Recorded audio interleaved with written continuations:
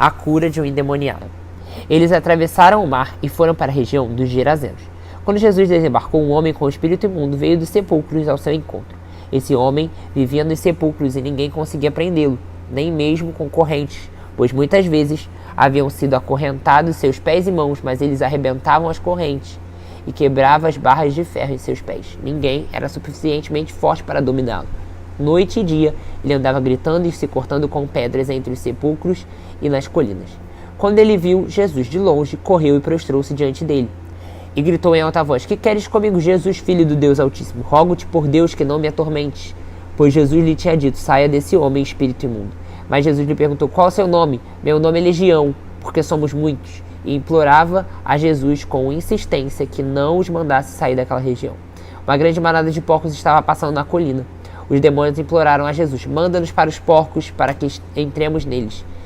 Ele lhe deu permissão, e os espíritos saíram ao encontro dos porcos. A manada de cerca de 2.000 porcos atirou-se do precipício abaixo em direção ao mar, e nele se afogou.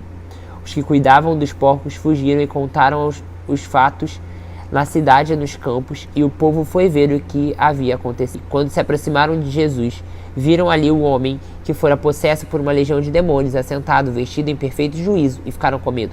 Os que estavam presentes contaram ao povo o que aconteceu ao endemoniado e falaram também sobre os porcos. Então o povo começou a suplicar que Jesus fosse embora do seu território.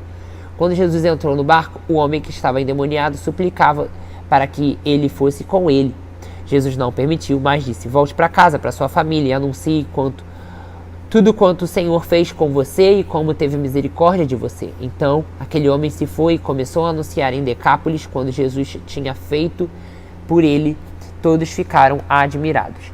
Então, tendo Jesus voltado de barco para outra margem, uma grande multidão se reuniu ao seu redor enquanto ele estava à beira-mar.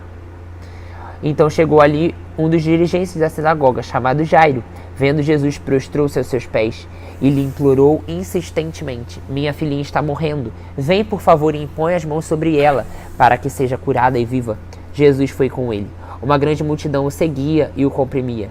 E estava ali certa mulher que havia 12 anos sofrendo de uma hemorragia. Ela padecera muito sob os cuidados de vários médicos e gastava tudo o que tinha, mas, em vez de melhorar, piorava. Quando ouviu falar de Jesus, chegou por trás dele e, no meio da multidão, tocou em seu manto, porque pensava: Se tão somente tocar em seu manto, ficarei curada. Imediatamente cessou a hemorragia e ela sentiu em seu corpo que estava livre do seu sofrimento. No mesmo instante, Jesus percebeu que dele havia saído o poder. Virou-se para a multidão: Quem tocou em meu manto? Responderam os discípulos. Vês a multidão aglomerada ao seu redor e ainda pergunta: Quem tocou em mim? Mas Jesus continuou olhando ao seu redor para ver quem tinha feito aquilo. Então a mulher, sabendo o que tinha acontecido, aproximou-se, prostrou seus pés e, tremendo de medo, contou-lhe toda a verdade. Então ele disse: Filha, sua fé a curou. Vá em paz e fique livre do seu sofrimento. Quando Jesus ainda estava falando, chegou algumas pessoas na casa de Jairo, o dirigente da sinagoga.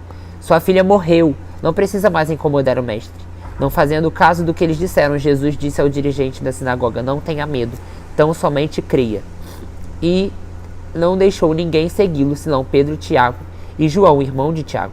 Quando chegaram à casa do dirigente da sinagoga, Jesus viu um alvoroço, com gente chorando e se lamentando em alta voz. Então entrou e disse: Por que todo este alvoroço e lamento? A criança não está morta, mas dorme. Mas todos começaram a rir de Jesus. Ele, porém, ordenou que eles saíssem. Tomou consigo o pai e a mãe da criança e os discípulos que estavam com ele e entrou onde a criança estava. Tomou-a pela mão e disse: Talita cumi, que significa: Menina, eu ordeno a você, levante-se. Imediatamente ela levantou e começou a andar. A menina tinha 12 anos de idade. Isso os deixou atônitos. Ele deu ordens expressas que não dissessem nada a ninguém e mandou que dessem a ela alguma coisa para comer.